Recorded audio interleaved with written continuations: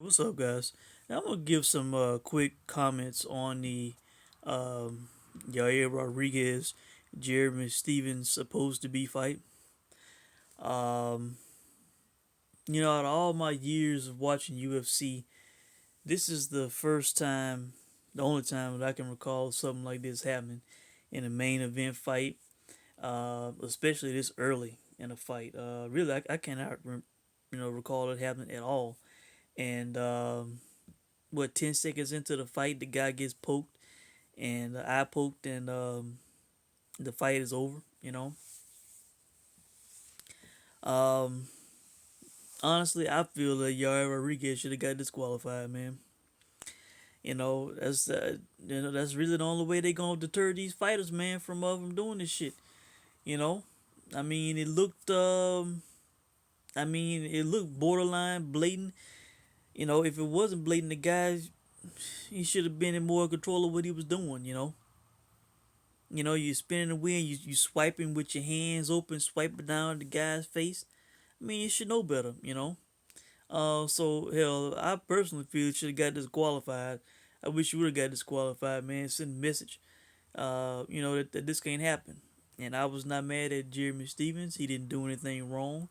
Um, I don't feel like he did it on purpose to quit, try to get out of the fight. You know, I was glad the fight was stopped, man, because it wouldn't have been the same. The fight would not have been the same. Rodriguez would have had an unfair advantage. So I'm glad it was stopped. They talking about giving the guy time and and all this kind of shit. And if we give you 5 minutes, you can open your eye and all this and that, man. The guy had a messed up eye. You know, even if he was able to open it, it was not like how he would have been, before the poke in the beginning of the fight. Unfair advantage. So I'm glad it was stopped. And hell, I wish Rodriguez would have got disqualified, man, because that replay, man, it just. I mean, the guy's hand is open and he just raking down on the guy's face, it right into the guy's eye. If you have poor technique and if you have poor awareness and you are doing these things in a fight, causing the guy to get poked and injured, you should get DQ'd, man. Bottom line, it could be called intentional from the way it looked on the replay. So really, I think that's it. I just wanted to kind of comment real quick, get my thoughts on it, on what how I saw it and what should have happened. I don't know why Rodriguez was so upset because I mean he was the one that did the poke. I don't know why he was all mad at people, mad at Bisbing and crying, and I mean it's on him, man. It's on him. And I'm not mad at Jeremy Stevens at all. That was poor of the crowd throwing things into the ring. You know, that was unnecessary and not needed. Um, you know, the guy got poked and couldn't continue. So I think that's it, guys. I just wanted to give some quick comments on it.